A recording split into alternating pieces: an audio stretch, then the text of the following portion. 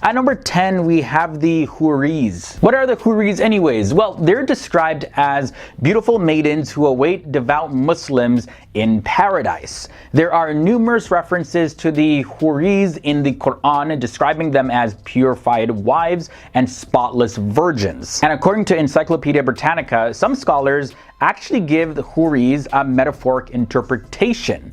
It also has been suggested that the Prophet Muhammad actually reinterpreted angels that he saw in pictures of Christian paradise as being Houris. Moving on to number 9, we gotta look at Buraq next. Buraq is a creature in Islamic tradition that is said to be a mode of transportation for certain prophets. Most notably in the Hadith, we see accounts about the Isra and Miraj, and they state that Buraq carried the Islamic prophet Muhammad from Mecca to Jerusalem and up into the heavens and back in the same night.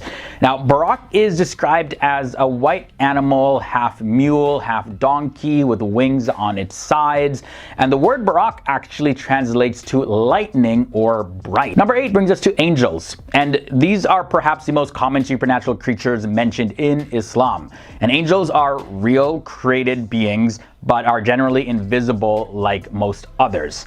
They are not divine or semi-divine. Also, they aren't to be worshipped at all. They're just created beings. And angels, by nature, they submit to God and carry out his command without any question. Whatever God says to do, they just do it. And just to give you an example of the size of the angels, well, Jibril, also known as Gabriel, is the greatest angel, and he's said to have over 600 wings, and his height stretches from heaven to earth, and he can move faster than the speed of light, as all angels can. As a matter of fact, angels are made out of light according to the religion of Islam. Marid comes in next at number 7. The Marid are considered the most powerful tribe of jinn, and the word Marid actually means rebellious. They are the classical genie-looking figures that we would see in movies and stories like Aladdin, you know, when they rub the lamp and the genie pops out to grant any wish that the person may have. And just like we've seen in pop culture depictions, well, Marid, they can change their shape, and they're said to have a lot of pride, and they want to show off to people a lot. Number 6 brings us to the Ifrit, and now these are a powerful type of jinn and are only mentioned once in the entire Quran. And in Islamic scriptures, the term Ifrit is always followed by the expression of the jinn. So we see that it's a type or class of jinn. The Ifrit are a very strong and cunning type of jinn, and they emerge as smoke from the ground, and they form into large winged demon-looking creatures that actually are said to bleed fire. They dwell in the underworld, which is a place of punishment for those that do evil. Ghouls are up next. A ghoul is a demonic creature that is said to inhabit burial grounds as well as other deserted and abandoned places. In ancient Arabic folklore, ghouls are a very evil class of jinn, and they were said to be the offspring of Iblis, also known as Satan, which, by the way, I'm going to talk about a little bit later in this episode. Ghouls are capable of changing form, but you can always spot one of them if you look for this specific sign. Well, they actually have hooves like donkeys, and they aren't able to change that aspect of their figure. Ghouls, they roam the desert, like I mentioned, and they often disguise themselves as attractive women that try to lure people away, and if they're successful, they actually go and eat them. According to the Hadith, an effective method of banishing ghouls is to recite lines from the Quran. Next up, I want to talk about the Shik and Nasnas. Shik is a lower form of jinn. It's sort of like a half creature or like half formed, and so they look very odd, and they apparently go after unsuspecting travelers. And you know, the interesting thing is that it's said that the Shik, they're able to mate with humans. And if they do, well, their offspring is known as a Nasnas, which look very similar to the Shik. Well, they're half Shik, half human. And these Nasnas, it's said that they originate from the Hadramaut region of Yemen. Some Nasnas are described as having wings like a bat. Number 3, I had to include the Qareen on this list. Now, the word in Arabic literally means constant companion. And Muslims believe that Allah assigned the Quran to accompany every single human being that has been born and that will be born and that is currently living on this planet right now. The Quran push a person to do evil and disobey God's commands. So just to clarify one thing, the Quran, they're believed to incite humans to do evil through suggestions, but they can actually become good. And this has a lot to do with the good deeds of humans that influence the Quran. For example, it is said that the Quran of the Prophet Muhammad actually became a Muslim.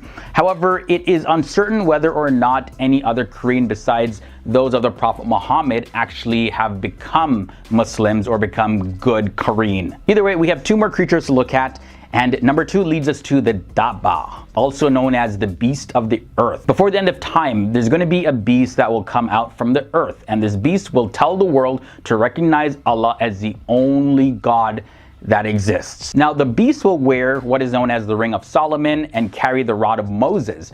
Also, those who reject the message of the beast will have the word infidel written on their foreheads. Now, once the beast appears, it's not going to matter if a disbeliever then becomes a believer, because the time for you choosing your destiny, it's going to be gone. And this is according to a hadith narrated by Abu Hurairah. Now, in the Quran, it says this: "And when the word is fulfilled concerning them, we shall bring forth a Dabba from the earth to speak unto them, because mankind had no faith in our revelation." And that's found in Surah 27 verses 82. So this beast, by the way, is actually going to audibly speak to people.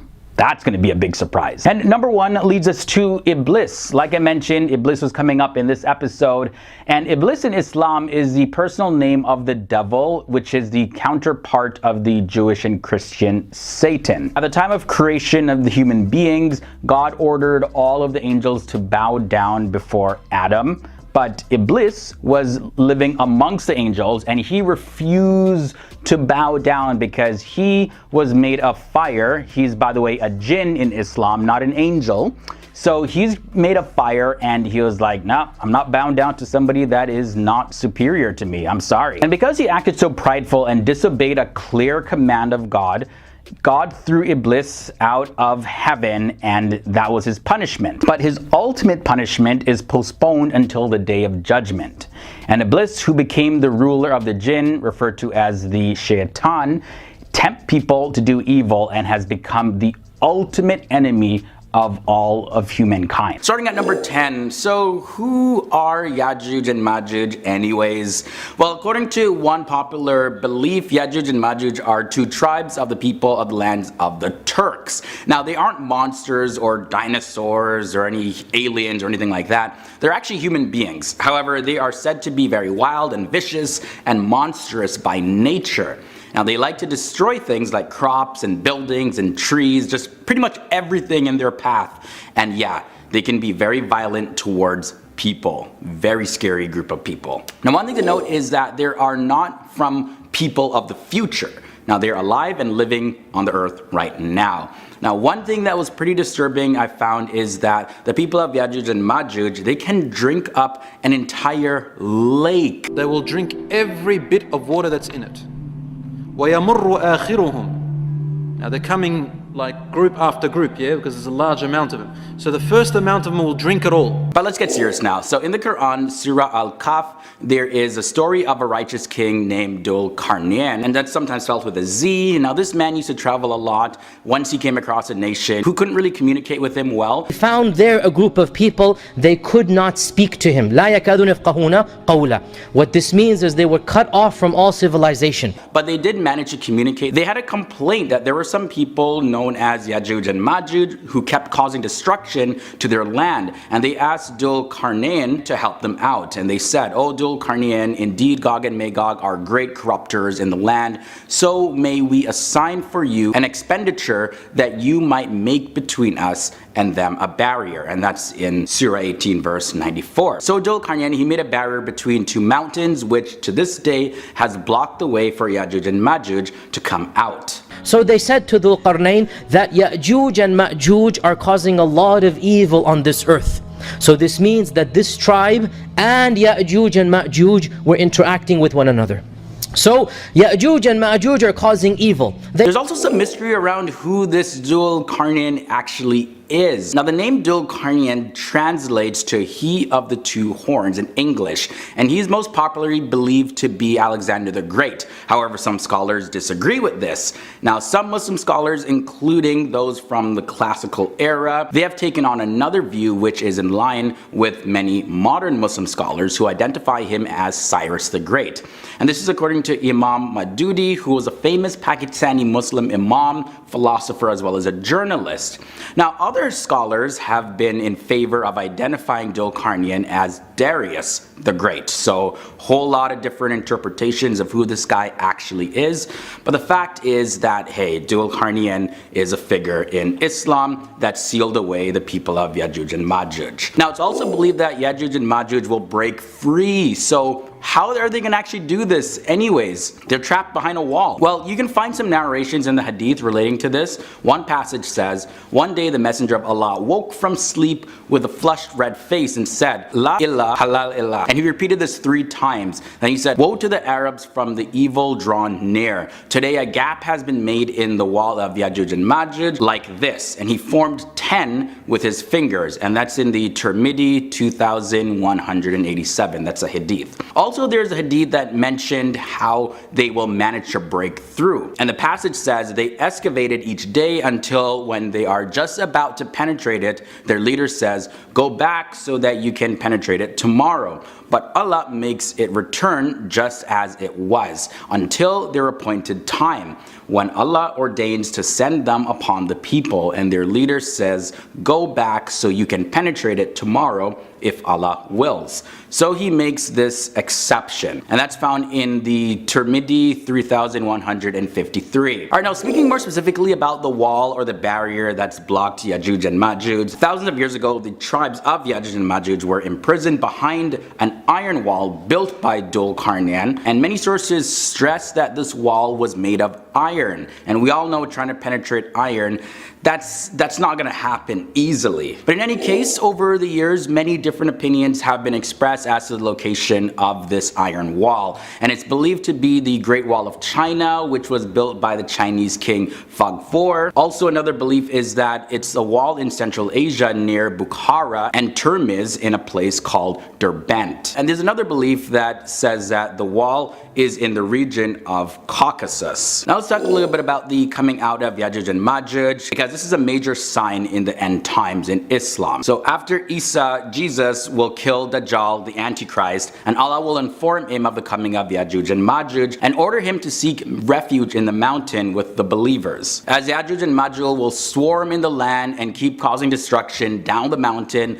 the believers will find it harder and harder to find food and water to survive. And you can find that passage in Riyadh al-Salihin B19 number 1. Another passage says this, the Prophet also told us how arrogant they will become at their success. They shoot their arrows into the heavens, so they returned and died with blood, and they say crudely and arrogantly, we vanquish those in the earth, let us dominate the inhabitants of the heavens. And that's found in the Tirmidhi 3153. Also, another hadith passage says, the Prophet is also reported to have said, Ya'juj and Ma'juj are sons of Adam. If they were allowed to come out, they would cause mischief and ruin people's lives, and not one of them would die before leaving behind 1,000 or more of his offspring. And you can also find that in the hadith. Now, on top of being a major sign of the end in Islam, the Quran tells us how the end of the world will actually be signaled with the release of Ya'juj and Ma'juj from behind the wall. The destruction will happen by God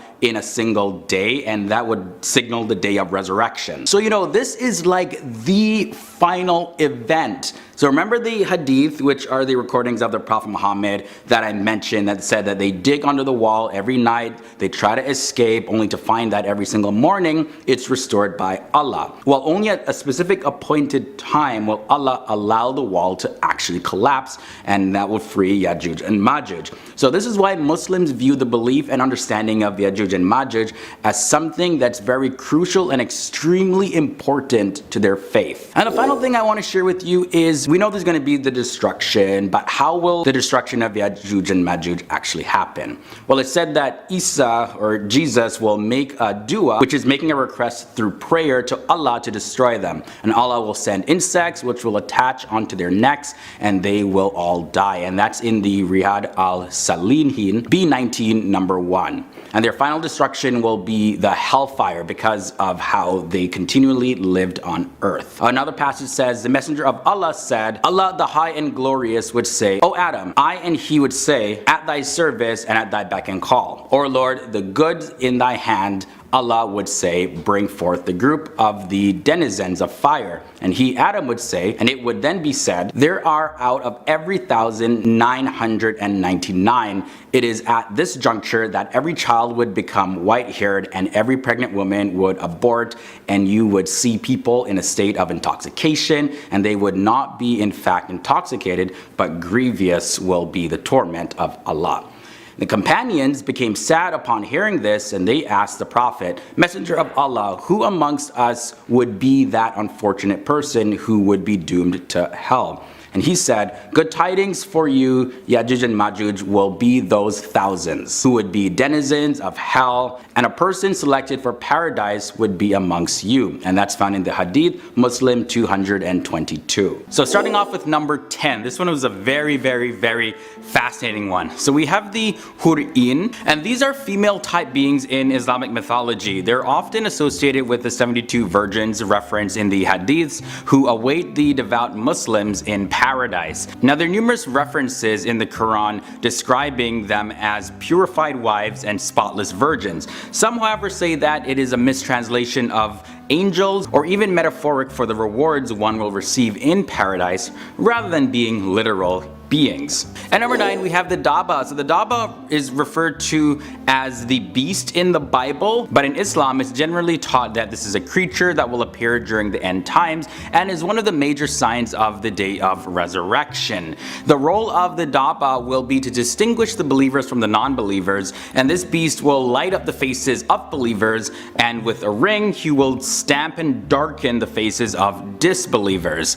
Buraq comes in at number 8, and the word Buraq translates to lightning or bright, and this is a creature in Islamic tradition that was said to serve as the transport for certain prophets. So the Hadith says that the Buraq carried the Islamic prophet Muhammad from Mecca to Jerusalem and up to the heavens and back by nighttime. At number 7, we have the Qareen. So the Qareen is classified as a jinn type creature, although usually not actually a jinn, but Muslims believe that Allah has made them accompany every single human being, and the Qareen pushes a person to do evil things and to disobey Allah. So they have a pretty bad influence on people. Moving on to number 6, we have the Kiraman Katibin. Kiraman Katibin translates to honorable scribe, and these are two angels called Rakib and Atib that sit on the human shoulders, one on the right side, one on the left, and they literally write every single thing that we do. Good deeds and bad deeds, everything. You name it, they write it down. And on the day of judgment, they will present to God every single thing that they recorded a person doing. We've reached number 5, halfway in. We have the Sheikh. Now the Sheikh is a lower form of jinn, and it's a half creature, or literally only half formed, and so they look very odd. They apparently go after unsuspecting travelers, and the Sheikh is also able to mate with humans, and if they do that, that offspring is known as a Nasnas, which looks very similar to a Sheikh, and I do not ever think I want to see one of those. Not even I think, I know I never want to see one of those. Next up, we got angels. So in Islam, angels are real created beings, but they're generally not able to be seen or heard by human beings, and they are not divine or semi-divine. They're not God's associates that manage different regions of the universe. Also, they're not to be worshipped or prayed to. All angels submit to God and carry out his commands without question. Now Jibril, or angel Gabriel, is the greatest angel, and he's said to have have 600 wings that cover the sky. His height stretches from heaven to earth, and he can move faster than the speed of light, as all angels can do. Oh, ghouls come in at number 3. So ghouls are a demon or monster that feed on human flesh. Ugh. You can find these living in tunnels underneath graveyards, and according to the hadith, an effective method of banishing ghouls is to actually recite lines from the Quran. These guys are vicious, they're just evil and nasty creatures. And number 2 brings us the Ifrit. And Ifrit is a powerful type of demon, and they are only mentioned once in the Quran. In Islamic scriptures, the term Ifrit is always followed by the expression of the jinn. So the Ifrit are a strong and cunning class of jinn, and they emerge as smoke from the ground and form into large winged demon creatures that bleed fire.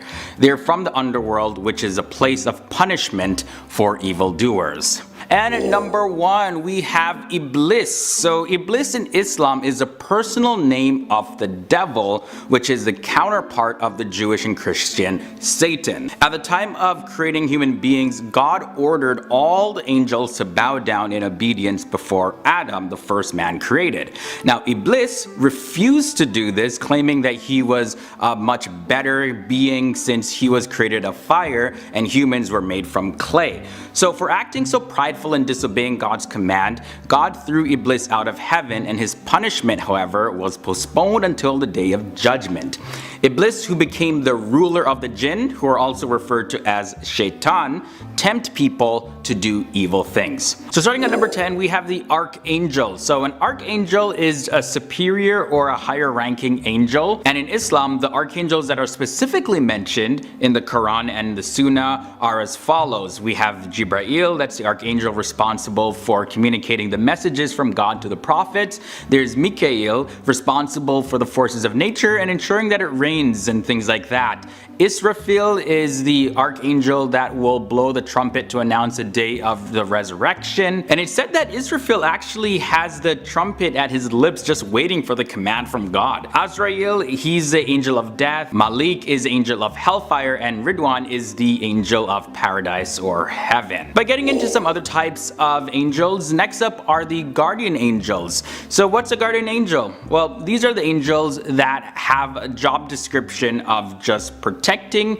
and guiding individuals. They also can protect groups of people as well as even countries. Now, every single person has 2 guardian angels, one in the front of them and one behind them. However, in actuality, each person is assigned 4 guardian angels because they take turns, so 2 of them guard you during the day and the other 2 guard you during the nighttime. So you always have at least 2 of them with you. Next up is the Kiramin Katabin. These are the recording angels. Now there are 2 recording angels mentioned called Rakib and Atib, and they record everything that people do. Every single word, every action done by a person. So these angels, they don't mess around at all, because those naughty things that you do that you're not supposed to do and you think like no one is seeing you do them? Yeah, they record those stuff too. Ishim is next up at number 7. So the Ishim are angels that are said to have the closest relationship to what we as human beings are doing on a day-to-day basis. There was an angel made up of half ice and half fire, often portrayed with the name Habib. Now this angel was encountered by the Prophet Muhammad during his night journey in the first heaven. The angel Jibreel told the Prophet Muhammad that this angel offers advice to the believers on earth and actually prays for them. At number 6, we have the angels of death. Neziat and Neshhitet are 2 classes of death angels that are subordinates to Azrael, who is the archangel of death that I mentioned in number 10. Now these angels are responsible for taking the souls of those who pass away. Neziats are ordered to take the lives of unbelievers by force, but the Neshhitets take their life very gently. Now, not much is known about these angels, the Dardail, but the Dardail, which translates to the journeyers of God, move very quickly and are always on the lookout. Why? Because they are the angels who are given the task of traveling all around the world, constantly in search of people and groups of people who remember and honor God's name. There's also an angel named Dardail that is invoked during exorcism, but I'm not exactly sure if they're connected. Zebeniye is next, and the Zebeniye many are known as the forces of hell, and they torment the sinners. They are also called angels of punishment or the guardians of hell, and they are usually identified with the 19 angels of hell that are mentioned in the Quran. In the number 3 spot, we have the Hamlet al-Arsh, and those are the bearers of the throne. Now, these angels are usually portrayed in an animal-like form because they are described as looking like different creatures such as an eagle, a bull, a lion, and a human all together somehow. In other hadiths, they are described as having 6 wings and 4 faces. Now, if you're familiar with the Bible, these angels are comparable to the seraphim found in the book of Isaiah and Revelation in the Bible. And actually, you know what? Let's take a look at the seraphim in Islam next. So seraphim means fiery one or fiery serpent depending on the context. They're mentioned in the hadith in a conversation between the Prophet Muhammad and God during his night journey. Sometimes the archangels Jibreel and Israfil are identified as being seraphim as well. In one Islamic narration about angels that were commanded to bow before Adam,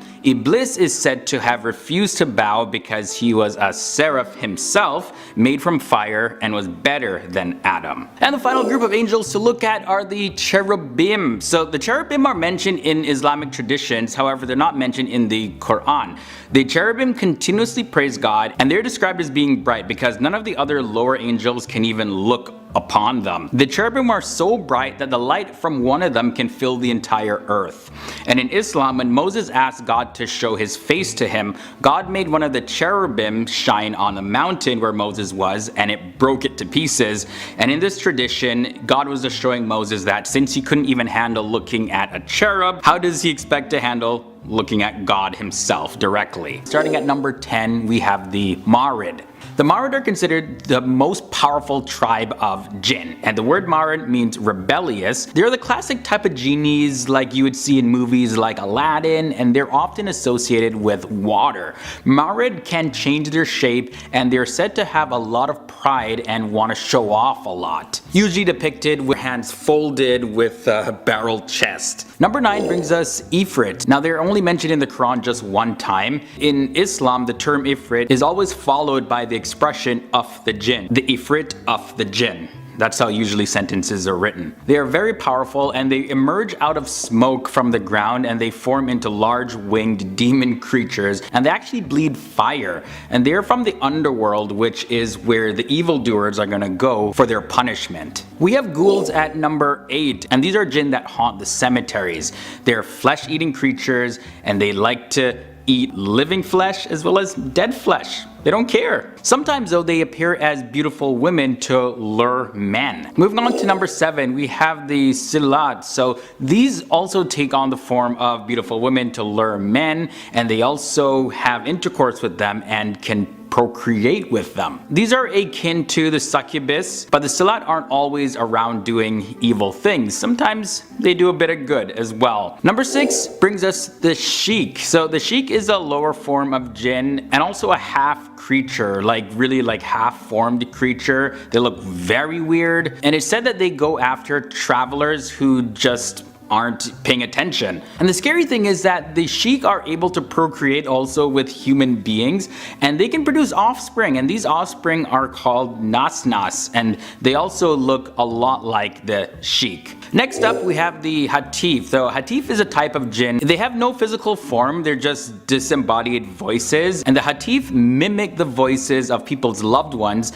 and call out their names. And again, they have no form, but they always sound like somebody that you know, whether it's a close friend or family member, somebody that you're related to. So if you do hear your name being called out and it sounds like somebody that you know but you don't see anybody, it could be a Hatif.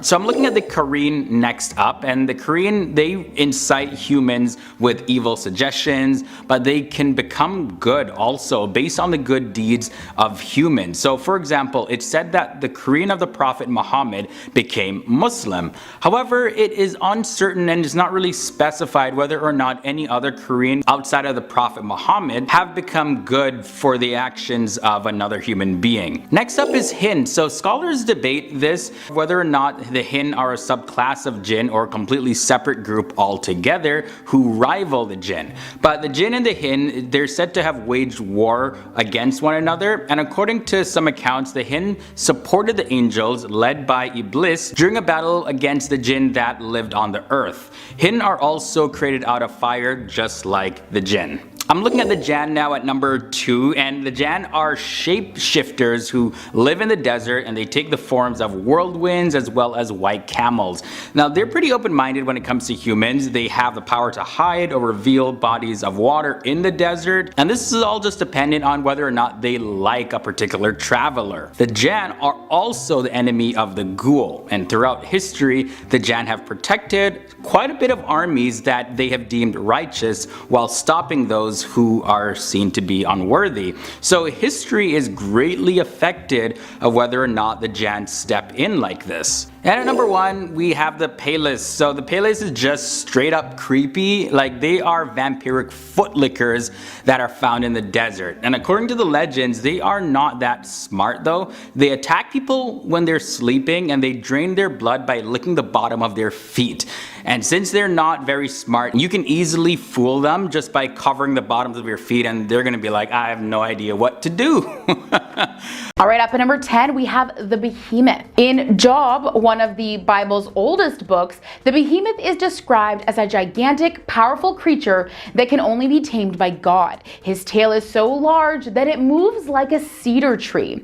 This description has led some creationists to claim that the Behemoth was in fact a biblical era dinosaur. However, the creature is mentioned as having a navel or belly button, which would rule out the fact that it was an egg-hatched lizard. In Jewish tradition, the Behemoth is a primal earth monster, a symbol of chaos. Less imaginative scholars have also suggested that the Behemoth is simply a poetic description of a real giant creature like a hippopotamus. Alright, this next one is referred to as the first beast. Now, the first beast of the book of Revelation is a monster with 7 heads and 10 horns that rises from the ocean. It is also said to have the feet of a bear, the mouth of a lion, and the general appearance of a leopard. Wow. Theologians and biblical scholars have interpreted this beast as symbolizing everything from the papacy in Rome to the 1st century Roman Emperor Nero. And of course, to follow the first beast, we have the second beast. This beast, which unsurprisingly follows the first beast in the book of Revelation, rises up out of the earth. It has 2 horns and speaks like a dragon. Personally, I've never heard a dragon speak, but I guess I could imagine it must be scary. Now, this beast's job is to perform false miracles that encourage people to worship the first beast. It also allows the first beast to kill anyone who doesn't worship it. And it seems like these 2 beasts form some kind of like a tag team or something. Now, interpretations of the second beast are also varied. It's been described as a symbol for everything from the Prophet Muhammad to the modern United States. Do you believe in unicorns? Well, unicorns are mentioned 9 times in the King James Bible, a medieval translation that remains popular to this day. Unfortunately, linguists have since discovered that the Hebrew word re'em, translated as unicorn here, actually refers to the oryx, a distant ancestor of the modern cow, which went extinct in the 17th century. Which is actually a shame, because unicorns are far more interesting and mysterious than a slightly larger than usual cow. In fact, a whole bunch of mythical creatures in the King James Bible are believed to be additions by medieval translators who were more interested in being extremely poetic with their descriptions than in making sure the creatures they were describing actually existed. Moving on to Abaddon's locusts. Alright, so these creatures are ruled by Abaddon, an angel of the bottomless pit whose name literally means destroyer. Because they appear in the book of Revelation, they're of course not satisfied with being just normal locusts. Instead, they resemble war horses, have the stinging tails of scorpions, the faces of men, long hair like a woman, and they wear crowns of gold and armored breastplates. Their scorpions' tails are used to sting their victims, an experience that is apparently so painful that men shall seek death and shall not find it. Oh my gosh, that sounds tormenting. Now, is anyone else cringing at the idea of coming face to face with one of these? I am. And up at the halfway in today's video at number 5, we have the 200 million horsemen. This epic army also appears in the visions of Revelation, although they're not to be confused with the far more famous 4 horsemen, or the guys who symbolize death, war, famine, and pestilence. But these riders aren't to be messed with either. Their horses have the heads of lions, tails like serpents, and they spit smoke, fire, and brimstone out of their mouths. Eventually, they're said to be responsible for the deaths of a third of all mankind. And of course, what would 200 million horsemen be without their leaders? 4 fallen angels. And since we're all pretty familiar with another very famous fallen angel, aka Satan, one can only imagine the amount of evil and destruction that this deadly army is involved in. Up next, we have Daniel's beasts. Like Revelation, the book of Daniel is largely made up of visions which are meant to symbolize real-world events. In one of these visions, Daniel sees no less than 4 monsters emerge from the sea. One is a lion with eagle's wings, which is then transformed into a human-like creature and has its wings plucked off. Ouch. Another is a bear-like creature who is told to gorge himself on flesh. Yikes. And a third looks like a leopard with 4 wings and 4 heads. The final monster has iron teeth and 10 horns with which it destroys the whole earth. And believe it or not, the vision actually gets weirder from there. These beasts are often said to represent 4 different nations that existed in Daniel's day. If so, each of these nations sound like they would have been pretty terrifying. Up at number 3, we have the dragon. Another beast from Revelation, the great dragon is described as having 7 heads and 10 horns. Clearly, the multi-headed and multi-horned beasts are very popular in Revelation. The beast also has a tail capable of sweeping a third of the stars out of the sky. The text later identifies this dragon as Satan himself, who fights against God's angels and is cast into hell. The King James Bible refers to dragons elsewhere, but like its mention of unicorns, these are believed to be mistranslated. Most modern versions of the Bible identify them more so as jackals, hyenas, or snakes. Up next, we have the Nephilim. Much confusion surrounds the Nephilim, or fallen ones, who pop up in Genesis and are described only as the offspring of sons of God and daughters of men. Some have interpreted this to mean the offspring of angels and human women. Another less interesting explanation is that the passage refers to the mixing of 2 human tribes, godly people descended from the good guy Seth and the somewhat less godly descendants of bad guy Cain. If that idea seems too dull for you, don't worry, there's also a strong internet community that believes that the Nephilim were in fact extraterrestrials. And all the way up at number 1, it's no surprise we have the Leviathan. The Leviathan mentioned in the book of Job is a massive sea monster who's impervious to human weapons, breathes fire, and emits smoke from his nostrils. The Leviathan is probably related to another ancient Near Eastern monster called Lotan, a 7-headed giant serpent who represented primeval chaos. As with many other biblical creatures, there are some less exciting theories that insist that the Leviathan is just a poetic depiction of a crocodile. Although last time I checked, crocodiles did not breathe fire or emit smoke from their nostrils. All right, up at number 10, we have Ravana. Ravana was a powerful and evil demon king with 20 hands and 10 heads. He was considered the most dreadful creature of the universe, but was one of the very intellectual demons who mastered all the holy scripts of Hindu mythology. He perished at the hands of Rama for abducting Rama's wife, Sita, to marry her. When Lord Rama terminated Ravana, he was known as one of the longest living demons. Up next, we have Mahishasur. Mahishasur was a demon king who inherited a buffalo's body with the upper body of a human. He was a devotee of Lord Brahma and eventually got a blessing from him that no man would ever be able to kill him and that only a woman could kill him. Mahishasur was extremely powerful, and his pride led to his downfall. Believing that he would be immortal and that no woman would be able to match his strength, he started a great war. However, the prophecy was fulfilled when Mahishasur perished at the hands of a woman, Madurga, who fought him to stop the war he had created. All right, up next we have Hiranyakshipu.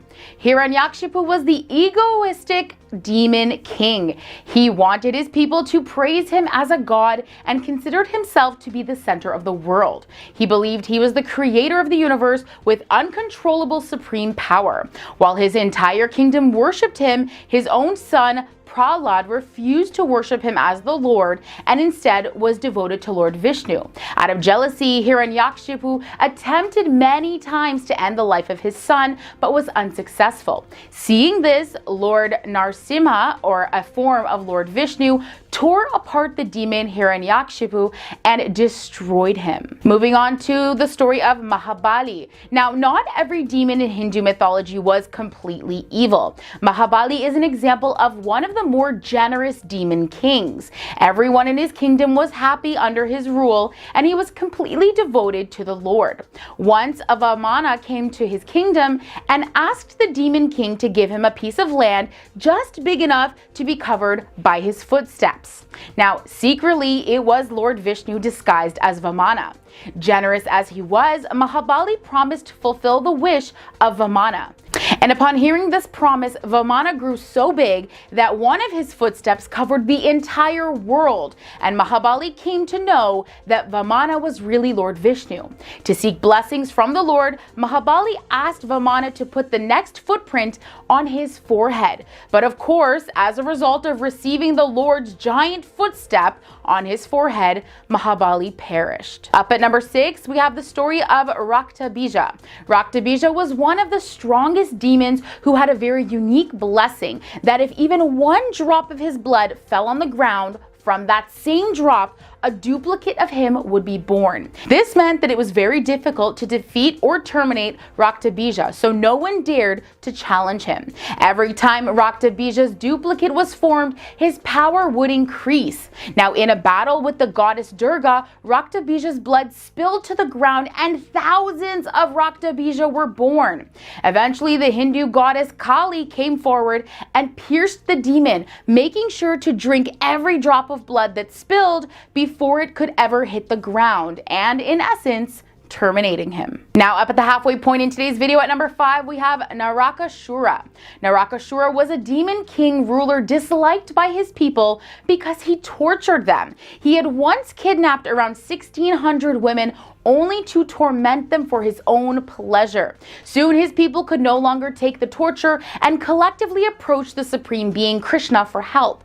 Krishna promised that he would fight and terminate the demon king on their behalf. However, Narakasura's life could only end at the hands of a woman. So Krishna and his wife fought the battle against Narakasura, emerging victoriously and destroying Narakasura. And now we come to the story of Kumbhakaran. Hindu demon Kumbhakarna, or the sleeping giant, had an enormous body and was blessed with the ability to sleep for months. But once asleep, waking him was considered tremendously difficult. His brother Ravana, who was also a powerful demon, had kidnapped Rama's wife to marry her. When war broke out between the two, Ravana needed his brother's help to win the war.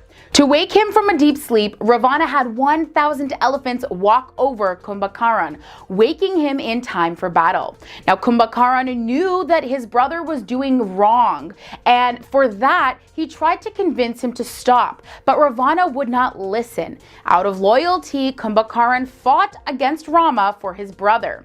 He destroyed most of Rama's army in the battle, but eventually perished at the hands of Rama. Up next at number 3, we have the story of Tarakasura. Tarakasura was an evil demon king who defeated his challengers and forced them to become his servants. He praised the gods and eventually received their blessings. However, he began to misuse his power and many innocent perished at his hands.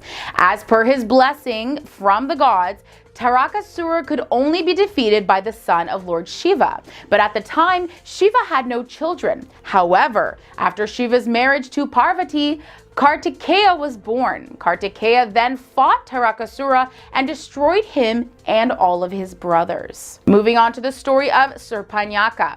Surpanaka was a wicked demoness and the sister of the demon king Ravana. She was considered very ugly and married to Dushtabudi.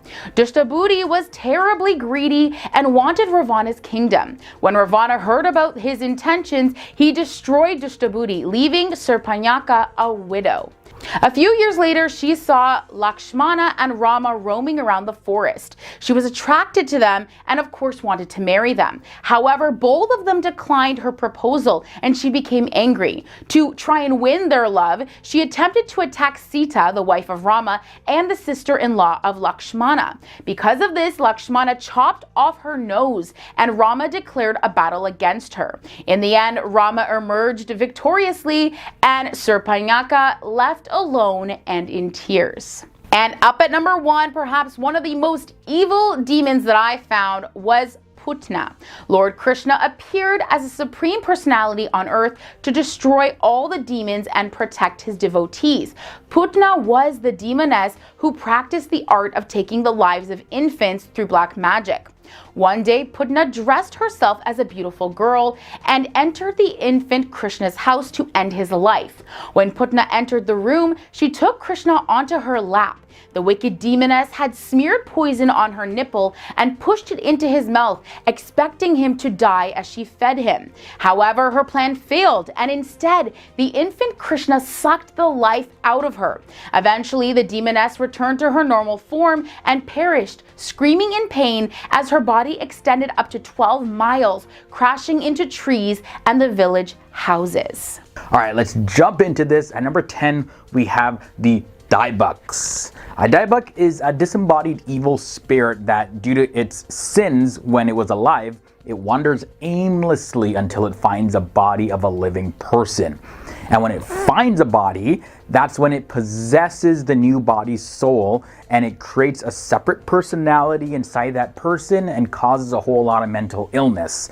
Now, people with nervous disorders were taken to a rabbi who believed he could actually cast out the Daibuk through an exorcism. Number 9 brings us Asmodeus. According to Zoroastrian and Jewish legend, Asmodeus is the prince of demons, and he appears in the book of Tobit, one of the ancient Jewish religious books, where he torments a woman named Sarah. Now let's just hold on for a minute, guys. I'm just thinking, why is it that when it comes to horror movies and scary stories, there's always a Sarah getting tormented or killed? Should I be worried though? My wife is named Sarah. Okay, Asmodeus. If you're watching this, back up. I'm warning you. Don't mess with me. As the legend goes, Sarah was married to 7 men in succession, and Asmodeus slays each husband on their wedding night. Sarah's 8th husband, Tobias, ends up outsmarting Asmodeus on his wedding night, and he enjoyed a long marriage with her. Moving on to number 8, we have Golem. The myth of the golem originates in the idea that human beings might be able to form living creatures from clay, just like Adam was formed from clay by God. The most famous golem is the one made by Jewish mystic and philosopher Rabbi Judah Leo, who was the Maharal of Prague, who inscribed a clay man with the word emet, meaning truth, and then he spoke the divine name and brought him to life. The golem protected the Jewish community from persecution, but ended up becoming too difficult to control. It became very dangerous, so the rabbi just decided to erase the first letter of the word emet, leaving the word met, which means dead. Number 7 brings us Leviathan. Now, Leviathan is this massive sea creature, and the Leviathan is referenced throughout the Hebrew Bible, and according to tradition, it was created by God at the beginning of time. Now, Leviathan has a counterpart, which is a land creature, and that creature is known as Behemoth. And in some versions of the legend, Leviathan is the female mate of Behemoth. Leviathan is often an embodiment of chaos, and it threatens to eat those who are damned. There's also a Jewish legend that says that in the Messianic era, the Leviathan will be killed and the righteous people will end up eating its flesh. Number 6 brings us to the fiery flying serpent. The fiery flying serpent is mentioned by the prophet Isaiah in the Bible, and the term translated as fiery serpent, seraph, appears in the book of Isaiah to signify the seraphim, and the singular of seraphim is seraph. Isaiah also sees them in a vision, each of them having 6 wings, and they flew in the presence of God. But the term fiery serpent in other contexts is also mentioned. In the book of Numbers, the Israelites, they start to complain about not having enough food and water, so God sends fiery serpents to attack them. But the Israelites, they end up begging for forgiveness, so God tells Moses to put a copper serpent figure on top of a rod, and anyone that looks on the rod, they will recover. So we see that the full scope of the fiery serpent's abilities is shrouded in mystery, making it all the more scary. Halfway in at number 5, we have Mazakin. The Mazakin are invisible demons that pester individuals. Mazakin, they are lower level demons though, and they're actually types of demons that you can encounter in your daily life. They don't necessarily do much harm because they rarely possess people, but they tend to only attack if they are angry or they're just generally unhappy. Rather than try to get rid of them, they say the best thing to do is just learn to live with them. Either way, if it makes itself visible, yeah, that's definitely going to send some chills up your spine. The being at number 4 is the Nephilim. According to one interpretation of the book of Genesis chapter 6 in the Hebrew Bible, in the early generations of humanity, there were some divine beings that became very attracted to human women, that they came down and they ended up mating with them. And then the offspring that they produced are known as the Nephilim. These semi-divine giants, they roamed the earth for generations and they tormented people. But what happened to them after that? Well, nobody knows for sure. The being at number 3 is the Shamir. The Shamir is a supernatural being with power to cut through stone, iron, and diamond. It's mentioned throughout the Talmud, and the Shamir was created right before the first Shabbat or Sabbath, just as God finished creation. It's said that Moses used it to engrave gemstones in the high priest's breastplate, and King Solomon also commissioned a search to find one for the use in the construction of the temple. And the Shamir is said to have lost its powers though at the first temple's destruction. The scary being at number 2 is Lilith. In Jewish lore, Lilith is a female demonic figure and was actually the first woman ever created before Eve. She was feared because she was believed to slay women in childbirth and steal their babies. She was also known for her uncontrollable sexuality. She would force men to sleep with her, and she did this just so that she can get pregnant and give birth to produce more demonic offsprings. The creature we're going to end off at number 1 is the Estries. Estries are a type of vampiric being who also take on a female form. Mentioned in Sefer Hasidim, Estries preyed on Jewish citizens and had to drink blood to stay alive. Estries could also fly if their hair was unbound, but binding their hair would stop them from flying. And these beings are very hard to get rid of. It is believed that burying them isn't enough to get rid of them. No, you needed to pack its mouth with dirt and then bury it, or you could also decapitate it or burn it. Coming in at number 10 and number 9, we have Rakib and Atid. So this one counts as 2 entries. In Islamic tradition, the 2 Kiraman Katibin are 2 angels called Rakib and Atid, and they are the angels believed by Muslims to record a person's actions throughout their entire life. It's literally almost like they have video cameras rolling like the paparazzi all day, every day, no matter where you are. But whether a person is sent to Jannah, which is heaven, or Jahannam, which is hell, is not necessarily dependent on what their good deeds are and how the good deeds outweigh the bad deeds, but it's ultimately up to God's mercy upon a person. Moving on to number 8 and number 7, this is also a double entry. Munkar and Nakir. These names translate to the denied and the denier. And these angels, they're actually the ones that question a person when they lose their lives, and they're in the grave and their belief is questioned, and what they know about Prophet Muhammad is also questioned. So the soul of a deceased person will be in the grave in an upright position, placed like that by Munkar and Nakir, and that person is asked to identify who Prophet Muhammad is. Now, righteous people will acknowledge that he is the messenger of God, and that person will be allowed to rest in peace until the day of judgment. And these two angels, they also punish those in the grave who do not believe or were hypocrites and sinners while they were alive on earth. The next powerful angel to look at comes in at number 6, and this is Ridwan, also known as Rizwan or Ridvan. He is an archangel according to Islam, and he's known as the angel of paradise, so he guards the gates of heaven. In the tradition of Qisas al-Anbiya, Ridwan is given the task of preventing Iblis, the devil, from getting too close to Adam, but was tricked by a serpent who concealed Iblis in his mouth and carried him past him. Now in art, Ridwan is often portrayed as standing in the clouds of heaven or standing in a beautiful garden, which are both symbolic of paradise. All right, guys, halfway in at number 5, we have the angel Israfil. He's responsible for blowing the trumpet that will be the signal of the end of the earth. As a matter of fact, it would be the end of all creation. It's believed that Israfil will blow the trumpet from a holy rock in Jerusalem to announce the day of resurrection, also known as the day of judgment. And he is commonly thought of as the counterpart of the Judeo-Christian archangel named Raphael. And waiting to blow the trumpet is not Israfil's only task, but it is his most significant task.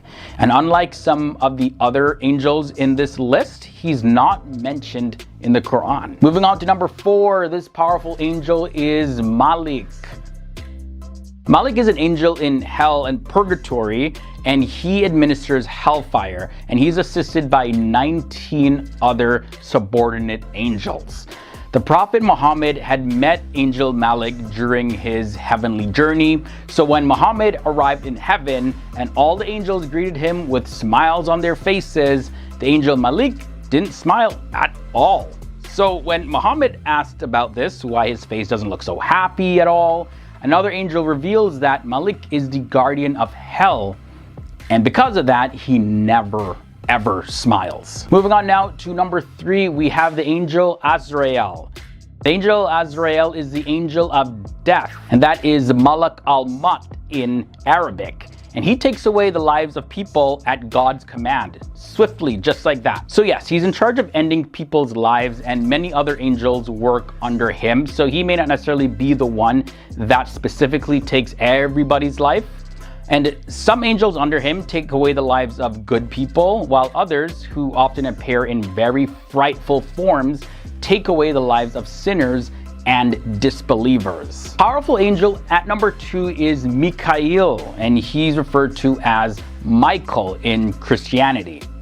He's one of the archangels and is said to be responsible for the forces of nature. Mikael is often depicted as the archangel of mercy, so he's said to be very friendly, and he asks God for mercy for humans, and it is said that he was one of the first ones to bow down before Adam at God's command. He's responsible for the rewards given out to good people in this life, and he's believed to guard places of worship.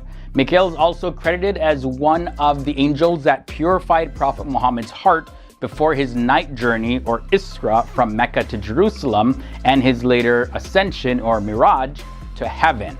Mikael is also noted as helping the Muslims in their first significant military victory, which was the Battle of Badr in Arabia in the year 624. And finally, in at the number 1 spot, the angel Jibril.